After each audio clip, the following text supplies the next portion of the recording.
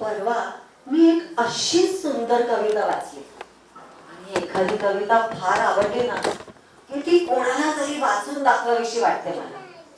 त्याच कवितेतल्या 4 ओळी तुम्हाला ऐकवते ना. आई आई अमृताची नदी बाप अथांग सागर. आई अमृताची नदी बाप अथांग सागर. आई पक्वान्नाचे ताट बाप मीठ चवदार. आई सुरेल अंगाई. आई सुरेल अंगाई. आई स्वप्न हळूवार. बाप वास्तव सांगतो जरी शब्दात विखार. आई तत्व जीवनाचे. आई जीवनाचे सार. आई तत्व जीवनाचे. आई जीवनाचे सार. तरी आयुष्याच्या पानावर बाप सोन्याची मोहर. बाप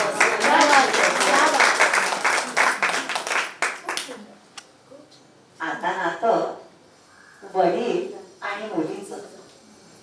हो जे नातं उन्हाचं आणि सावलीचं, जे पाऊस आणि छत्रीचं, जे झाडाचं आणि पाराचं, जे थंडी आणि शालीचं, तेच नातं मुलगी आणि वडिलांचं.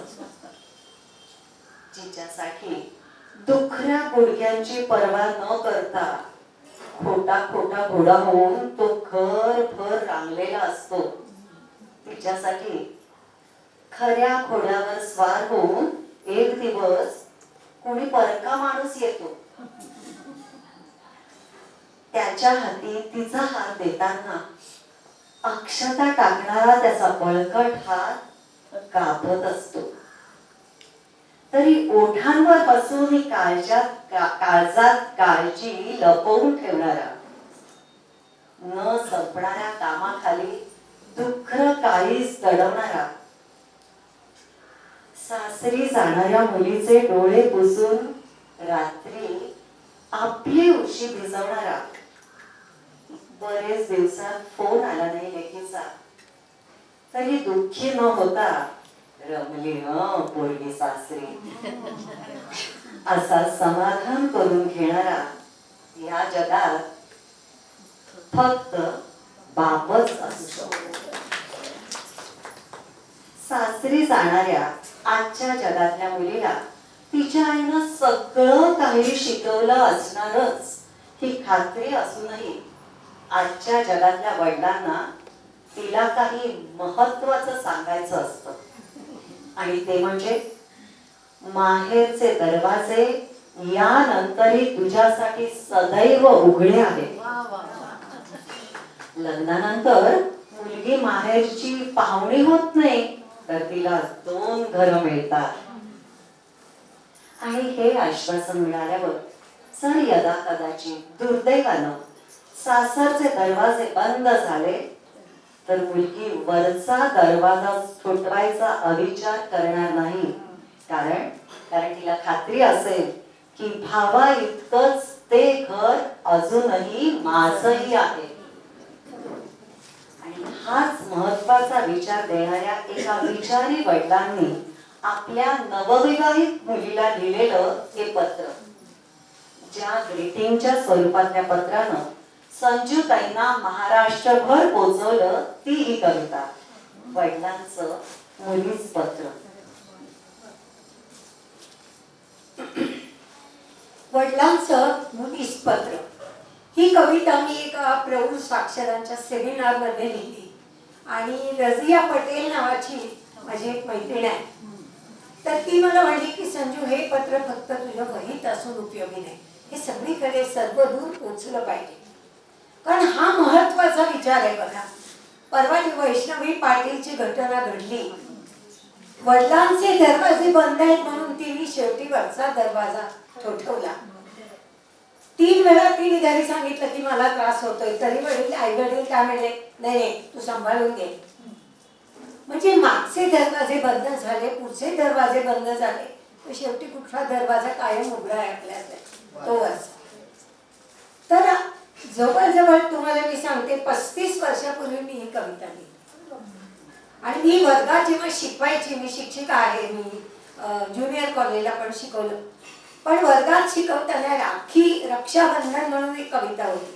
राखी पौर्णिमेला साधारण मी ती कविता शिकवायची आणि तेव्हा मी मुलांना सांगायची की राखी बांधून घ्याल ना तर तेव्हा बहिणीला हे सांगा की लग्न होऊन गेलीस तरी दरवाजे उघडे आहेत तुला, माझ्या इतकंच हे घर तुझं आहे, मी इथे उभा आहे तुझ्यासाठी.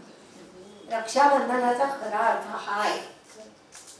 तेव्हा या विचारामुळेच हे पत्र मी लिहिलं. अब्राहम लिंकनचं हेडमास्टरांनी लिहिलेलं पत्र तुम्हाला माहित असेल, तर त्याची चाल म्हणूया, म्हणजे हे गद्य कविता आहे, ही दीर्घ कविता आहे, पण त्या चालीवर मी ते लिहायला सुरुवात केली. आणि बघा तुम्हाला आवडतं का? वडिलांचं मुलीस पत्र. प्रिय मुली, सगळ्या घरांना दारं असतात, पण सगळीच नसतात मायेची कोठारं. हे शिकशीलच तू कधी ना कधी. मात्र हेही लक्षात ठेव की प्रत्येक उन्हात असते एक तरी शीतल सावली आणि प्रत्येक काट्यावर एखादं कोमल फूल. जीव घेण्यात दऱ्या असतात, तसेच असतात झुलते पूल. दुष्ट माणसाच्या मनातही असते खोल लपले कोवळे मूल. मला माहित आहे शिकवल्यात सगळ्या गोष्टी आईनं तुला, तरीही जमेल तसं शिकत राहा दुनियेच्या शाळेत. आडव्या व्यवहाराच्या आडव्या उभ्या धाग्यांबरोबर गुंफत राहा मायेची वीण आणि वाटून घेऊ नकोस पाणी पाजण्याचा वृथा शीण. मग शिकशील की मायेनं मिळवलेला एक माणूस एका दागिन्याहून मोलाचा आहे. वेळेला धावून आलेल्या मित्राचं मोल पृथ्वीच्या तोलाचा आहे. शिकावंस तू दुसऱ्यासाठी झिजणं, शिकावंस तू दुसऱ्यासाठी झिजणं, पण त्यासाठी नसतं विसरायचं स्वतःचं फुलणं. ध्यानात ठेव, फुलणं प्रत्येक फुलाचा अधिकार आहे आणि फुलवणं प्रत्येक मातीचं कर्तव्य. पण फूल होऊन जगताना माती बनायला विसरू नकोस. नव्या मनूच्या स्वागताला दारं उघडी ठेव आणि कर आमंत्रण नव्या सूर्याला. आता किरणांनी सगळ्यांचीच घरं उजळायची आहे हे हवं तर ठासून सांग त्याला. लक्षात ठेव, अंधाराला घाबरणं सोपं आणि दिवा लावणं अवघड असतं, पण कुणीतरी अवघड काम करणं जरुरीही असतं. प्रत्येक पाऊल काळजीपूर्वक उचल आणि काळजीची काळजी करण्यापेक्षा कर तिची सावकाश उकल. मग कळेल की आपल्या सावलीलाच भीतो आपण आकारण आणि मूर्ख छळाला जातो शरण.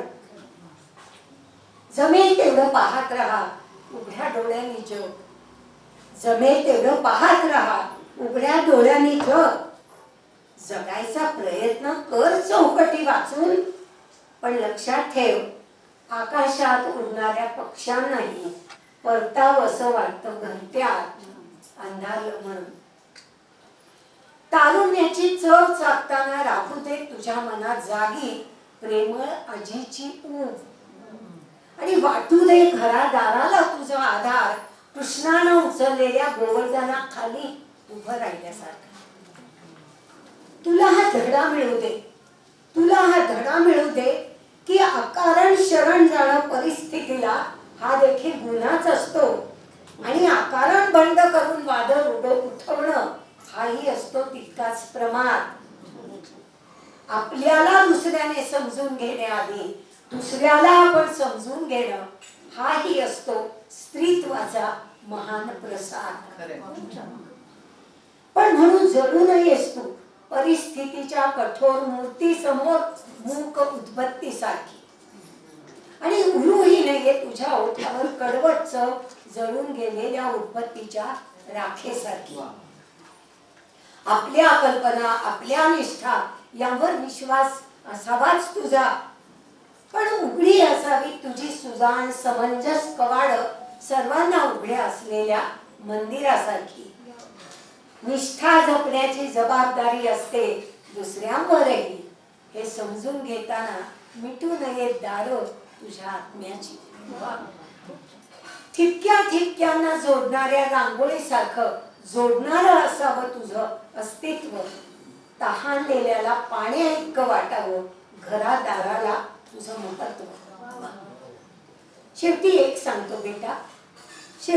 सांगतो बेटा, प्रेम सन्मान हे आहेत डोंगरातून मिळणारे प्रतिसाद. प्रतिसादासाठी घालावी लागते प्रथम आपल्याच ओठातून साथ. तोडणे सोपे जोडणे अवघड ठाऊक आहे तुला. पण कधीही समजू नकोस की लग्नानंतर पाहुणी झालीस आम्हाला. भावा इतकंच घर तुझं अजून आहे. पायाखालची वाळू सरकली तर माहेर तुझं भक्कम आहे. होऊ नये पण झालेच काही विपरीत तर लिहिशीलच पत्र. ध्यानात ठेव, बापच असतो मुलीचा खरा खुरा मित्र.